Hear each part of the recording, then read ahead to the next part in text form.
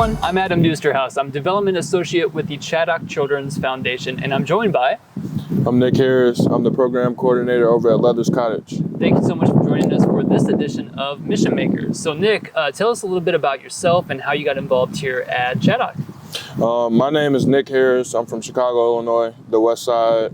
I've been in this area for about 6 or 7 years. I went to Culver Stockton.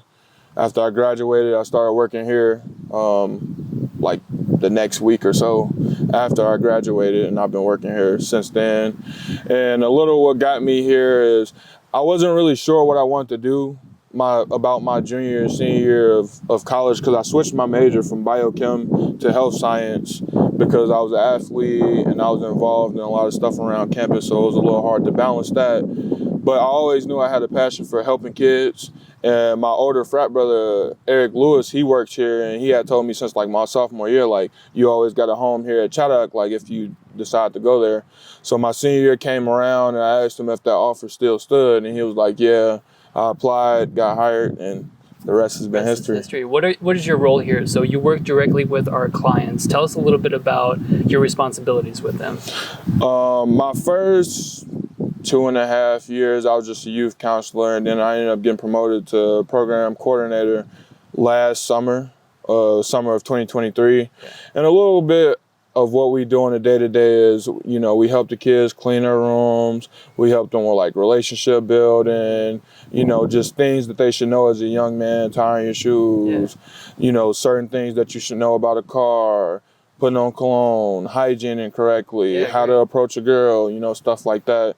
So those are like some of the most exciting or rewarding things that we do as a staff member, like helping the kids, like the things that they don't know how to do yet. Okay, you're probably some pretty positive male role models too, you know, like that example of a good male in their lives too, many times for the first time, right? What is your hope for our kids?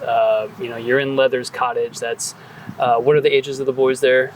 Well, the youngest we've had here is 11, but they usually range anywhere from like 11 to like the oldest we've had is 16. 16, okay. What is your hope for them once they arrive and become a resident, become one of our children? What's your hope for them when they come here and then once they graduate onto the next steps in life? Most of these kids have had rough lives at early ages, you know, utero to, you know, early childhood and stuff like that. So like my biggest hope for these kids once they get here is, one, to meet healthy adults, like to be that healthy and positive role model for them and adult figure in their life, because a lot of them, like, they've had bad experience with adults, so it's like, why should I trust you when all of the other adults in my life have beat me, you know, done other things to me, you know, stuff like that. So being that figure in their life and also like teaching them relationship skills with each other, like their peers and with adults, and that they take these things and continue them on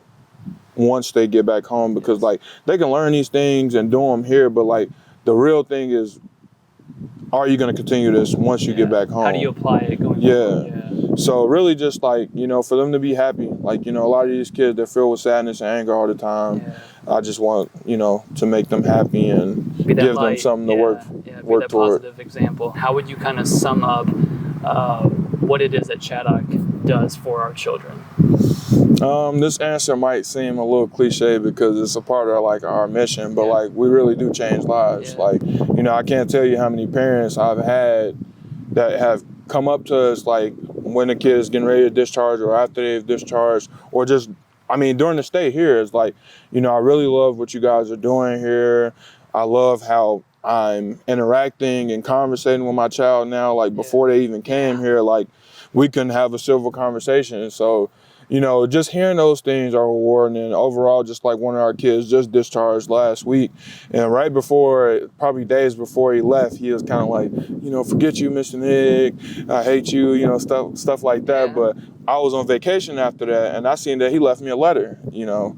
So it's the little things like that. It's like, you know, sometimes they can act like they don't like you, or, you know, stuff like that, because, you know, it's rough. But it's really rewarding to see like that we actually are like making a difference in their lives every day. Absolutely. Okay, well, thank you so much for all that you do. It's a tough job, but we're glad to have you here in place to do it for our children. So thank you. Glad to be here. Thank you for joining us for this latest edition of Mission Makers.